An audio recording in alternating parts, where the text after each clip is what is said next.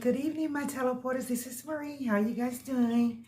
Yes, I'm back. I want to thank all of my subscribers. Thank you so much. I'm going up. I'm going up. Thank you. Without you, I couldn't do this.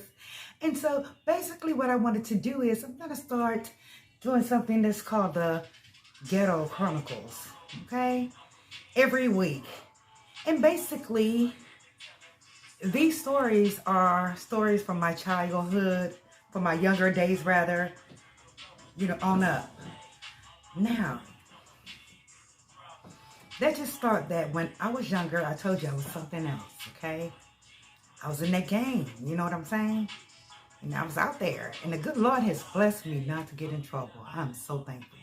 Otherwise, I wouldn't be able to get a job or anything nowadays. I could have had goals all across my mouth. Remember when the goals first came out? I had people getting grills. I could have had all that, grills and tattoos and all that stuff, but I chose not to go that route. I don't know why I chose. I could have had it, though, because I had enough money to do all of that. When I was 15 years old, I pretty much lived in a mansion, honestly. The guy that I was with, he was a baller. He was balling out of control, So let's get on down to one of the stories. When I was young, I grew up with these guys. I don't think I can mention their names, but it was two of them, and they were best friends, So they called me, well, they paged me. Remember the pagers? They paged me, and they were like, hey, Maria, we need some, come out here and bring us some stuff, So I go out there to meet them by myself. Usually I'll have my guy, my dude with me, I'm by myself, but I always had a little sister, just in case.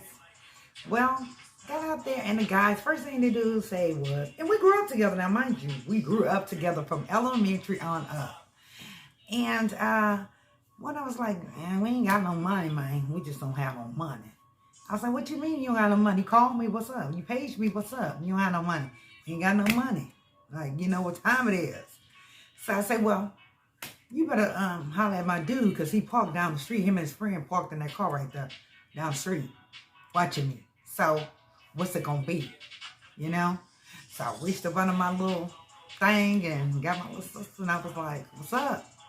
And it's like, oh, he ain't got to be all that, Maria, you tripping. You know what I'm saying? We're going to pay you back later. He said, we're going to have the money later. You know what I'm saying? And I said, okay. And so burnt off. Burnt off. Some of them bastards going to try to rob me. You know what I'm saying? But I was thought smart. My man was not nowhere around at that time. He was somewhere else doing his thing. He didn't realize, he really didn't know I was over there grinding by myself, So I proceeded to, go home, and next thing you know, about, I would say 2 weeks later or something, about 2 weeks later, they found both of them deceased. Both of them. And they were best friends since they were in elementary. Both of them, they rode together, and they, DIED together, and I was shocked, I was like, what happened? You know what I'm saying? So kind of find out these two broke into this other guy's house, okay? They stole his stuff out of there and his money. Well, this guy so happened to work with Colombians, which knew my man, 'cause my man was Colombian, So my dude came home and told me that, hey, they had the American guy whose house they broke into, the Colombians told him, since you let them do this to you, then you're going to have to handle your business on them. You're going to have to take them out. Okay? And so if you don't take them out, then we're going to take you out. So what did he do? He made the decision to take them out. Both of them. They found them both on the railroad track. Gone. And they were young. No more than 19 years old. I went to both of their funerals, because their funeral was kind of like double. It was like one was in one room, the other one's in the other room. And their families were just going crazy, crying, screaming, hollering. You know how we do it. Sometimes we can't handle grief when someone passes away, packing women out of there and stuff. And I was just looking at them like, man, why y'all do that? You know what I'm saying? Because somebody saw them. The neighbor saw them go in his window and take it. You know? So they ended up catching the guy. He ended up going to jail. Because he ended up going to jail. But the more to that particular story is that he knew those paisanos was going to get him. The Colombians was going to tear him up if he didn't take care of the business. And he did. He took out both of them. They both were very, very young. And they were best friends. So, like I say, they rolled together and they died together. You know? And, they was going to get me, but I thought smart. Who knows? Because, people are turning on you for money. You know what I'm saying? Even though we grew up together. They didn't care. They knew I was, hustling. They knew that I was, doing my thing. So they knew, they thought, rather, I was going to be by myself. But I wasn't. I had my little sister, but I also said that my dude was parked down the street right there waiting on me. That's the only reason why I got out of that. And I never did go back when they did page me. I'm like, no, I'm not fooling with y'all. Because y'all trying to get a bitch, okay? Second story I'm going to tell you today is a girlfriend of mine. She was so sweet. Her name, I don't think I should mention her name. But we rode together. We was out. We was doing our thing. We had jewelry, clothes, diamonds. We had it going on. Because our men were ballers. Okay? So we would go out and stuff, but of course our men cheated on us. We knew they were some cheaters because sometimes we would have to go out by ourselves because they would be out somewhere else, And we used to have our little Michelle hairdos, the Michelle. You remember the Michelle up and with the little sister curls falling here? We had this color in our hair. We just, we put the rollers on the hair, put it in the microwave, hurry up, a bun it in our hair. I know what y'all know about that ghetto shit. So we got our hood up and everything, went out and everything, and we would roll, we would roll together, you know what I'm saying? We were just good, we were tight. So her man ended up robbing someone. And he robbed these other paisanos. He robbed these Colombian guys. Well, instead of them going after him when they found out who did, they called a blackout in Colombia. They called a blackout in Colombia. And so what they did was attack his family in Colombia. Mother, sister, brother. They did it. You know what I'm saying? They tore him up in Colombia. So he ended up getting kind of nutty behind that. He ended up getting kind of crazy behind it. He went crazy. He started, smoking other stuff, instead of the typical stuff. He was smoking other stuff. That's how crazy he went. Because they waited till they had a party and then they attacked his family. So it was a bunch of people there.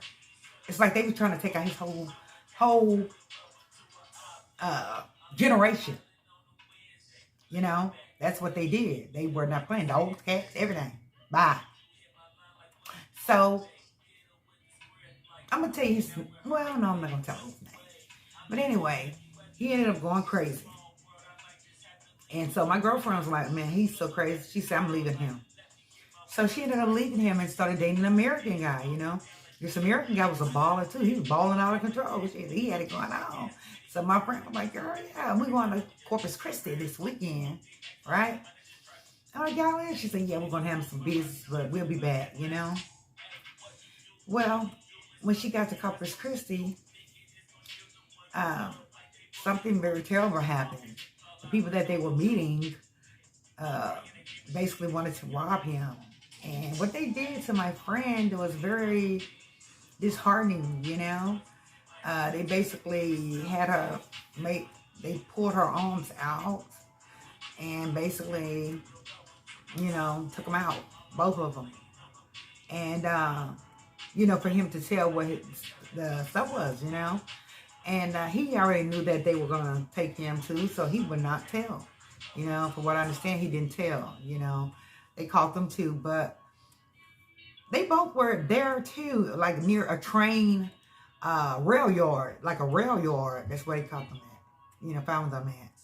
And I was so upset because I was paging her and paging her. She never called me back. I said, something's wrong.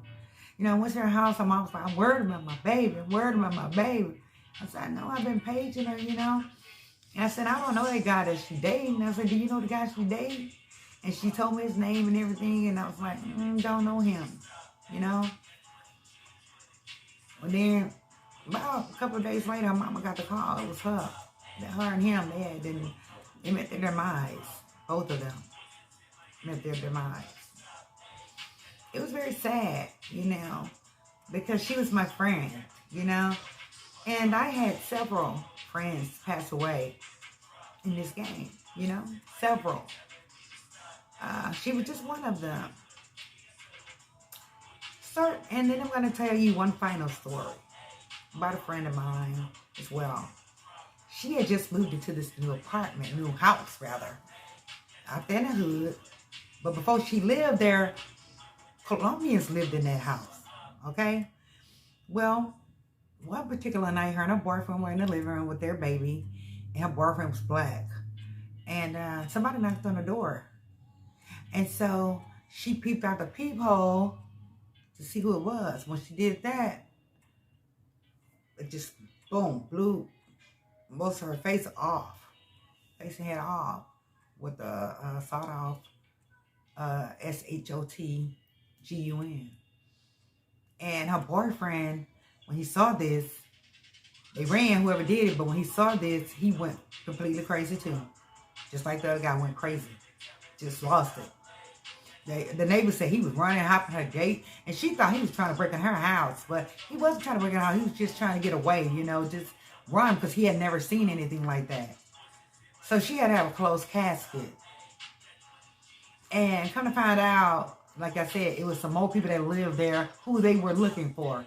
They didn't know that she was new there. They thought it was the old people that still lived there. Get it? So my friend ended up going for no apparent reason. Because someone that lived there previously did something wrong to someone and came back for revenge. And she ended up catching the fire, She caught the fire. And it's sad because she was very young as well, And I miss them, I do miss them very much. We had a good time when we were young, So, I had to start watching myself, making sure, especially when I was at home by myself. I remember one particular night, my whole patio door got tore down. He was knocking on the patio, my dude at the time was knocking on the patio door, and I kept asking, who is it? We said, who is it? Who is it? We'll never answer. I said, okay, let me just get the lighting it up, okay? And took out the whole patio door. By the time I emptied everything out, he was like, it's me, mommy, so you all. I said, why the hell you ain't say you when I was asking you, who is it? And his friend was with him, which was a more white complected guy. He looked like he was a white guy, but he was Colombian. And that was his partner, But once I did that, the friend started acting like he was attracted to me or something. He was just like, oh my gosh, she's just sexy, but she just blew it out the patio door, And I was like, his friend would flirt with me. Ever since then, his friend flirted with me. He was just like, I think it's sexy, But I was scared because I thought somebody was trying to come in on me, But they were drunk and he couldn't hear me. So we just had about another patio door. Okay, whole patio gone. But those 3 stories are of friends of mine who met their demise from the ghetto, from the hood, And I tell my kids all the time, the streets will eat you up and spit you out. Eat you up and spit you out, especially nowadays. Can't trust nobody nowadays, nobody. Back then, there was some trust and loyalty. But now there's no loyalty or trust. Not in the hood. So, those are the stories for today, for this week, for my first episode of Ghetto Chronicles. Think about it. How you think I feel? How you think I feel? I do think about them still to this day. I think about them still to this day. And I'm like, Lord, you kept me. You never let me get in trouble, and you kept me, And I'm thankful for that because I want to have my kids right now, Beautiful kids, I want to have them. So guys, that's episode 1 of the Ghetto Chronicles. I hope you I wouldn't say necessarily enjoyed it, but I hope you know, the stories were decent for you. They're going to get deeper, you know, they are going to get deeper. And then I need to put up a disclaimer on some of them. Otherwise, guys, have a wonderful, wonderful night. You know, be safe and be cautious, okay? Thank you so much for subscribing to my channel. Thank you so much for viewing my content, okay? Good night.